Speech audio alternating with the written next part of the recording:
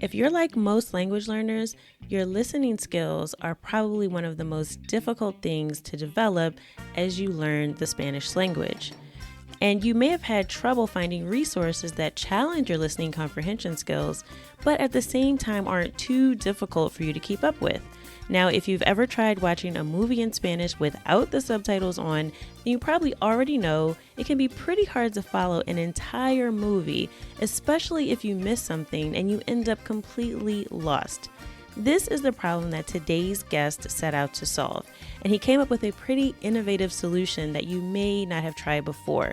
So if you can already have a basic conversation in Spanish, but you're still struggling to keep up with native speakers, you definitely want to listen to this episode. Así que vamos a empezar. Let's get started.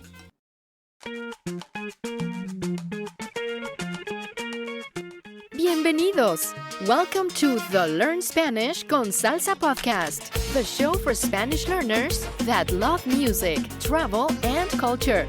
Close your grammar textbooks, shut down the language apps, and open your ears to how Spanish is spoken in the real world. Let us show you how to go from beginner to bilingual. Here is your host, certified language coach, Tamara Marie. Hola, bienvenidos al episodio 109. Welcome to episode 109 of the Learn Spanish con Salsa podcast. Now, this episode of the podcast, I'm super excited because I get to interview the founder of a really innovative app that is going to help you finally get to the point where you can understand native Spanish speakers. Now, I know I've talked about listening comprehension on the podcast before, but if you're at the intermediate level and you already can sort of dominate a pretty basic conversation in Spanish, but you tend to get lost when you hear native speakers, whether it's when native speakers are talking to each other or if they're talking about a context that you may not be familiar with, or maybe they just have an accent that you're not used to. They use some words that kind of throw you off. So maybe you really just want to improve your ability to have conversations with native speakers from all over Latin America. Now, as you know, I always recommend you start out with a specific type of Spanish and then expand from there. But in any case, you're going to have to get to a point where, you're not dependent upon subtitles in order to understand a movie or to have a conversation, because in real life, you're going to have to be able to respond on the fly. So with that, I'd like to introduce my guest for this episode. His name is Daniel Raynaud. He is a linguist, a techie, an adventurer, and entrepreneur.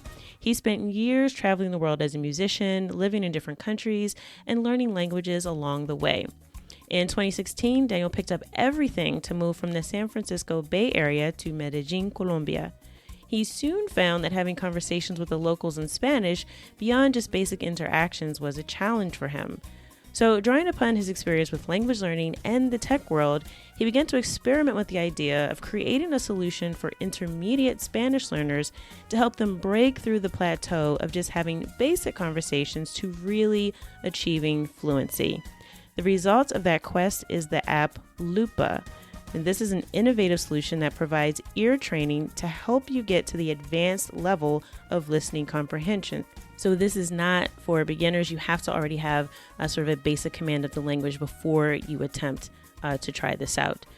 In our interview, we talk about how he founded his company Jiveworld, the lessons he learned from over 30 years of learning languages, and how he connected with the team at Radio Ambulante to develop the Lupa app. And if you're not familiar with Radio Ambulante, it is a podcast, which I believe literally just means wandering radio. So it's this idea of telling stories from throughout Latin America, but we'll get more into that as we get into the conversation with Daniel. Now, Daniel was generous enough to offer the listeners of the Learn Spanish con Salsa podcast an exclusive discount if you want to try out the Lupa app. So make sure you stick around to the end of the episode and I'll give you all of those details. But I think you're really going to enjoy this conversation with Daniel. He gives a lot of insight. He has lived all over the world, even in Asia, different countries. So he has a really interesting and dynamic perspective on language learning.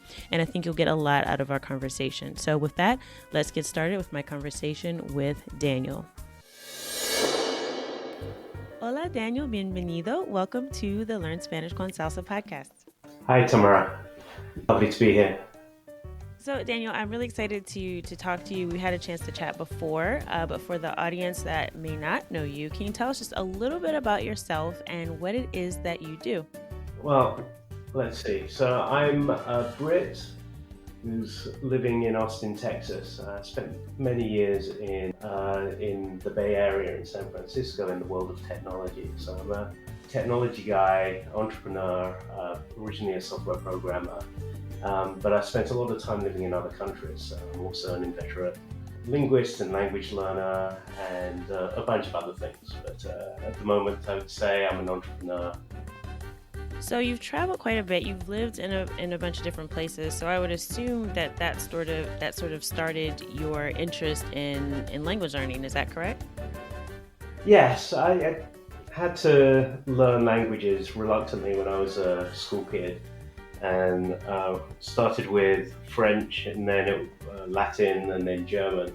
And I had no particular sort of interest or talent for languages until I actually did my sort of first trip. I think it would have been to France to stay with a host exchange. So when I was still at school, I hosted someone for a couple of weeks, and then I went over to Anjou in France, and then it all seemed to make sense, both the language and the reason for learning languages. And so it was kind of from there I was kind of hooked. And the same thing happened when I went to Germany, and then later on I always had a travel bug, an itch to sort of just take off and go somewhere. And if you want to meet the locals and really experience something of what it's like to be in a place, then you really need language. You can't expect everyone to speak your own language. What got you interested in learning Spanish in particular? Was it your move to Colombia, or was there something else about the language that got you interested in learning it? It was definitely my move to Colombia. Every so often I'll just get an itch to have a go at a new language, and I think I'd spent a little bit of time going through some of the Pimsleur Spanish courses maybe about 10-15 years ago, but I didn't really have any reason or occasion to use Spanish until like 2016, when I left the San Francisco Bay Area and packed up everything, sold everything, and went to Medellín in Colombia to live there. And before that, I'd spent about a year or year and a half in my own time, generally on my commute to and from work, learning Spanish. And that was really when I started taking it seriously.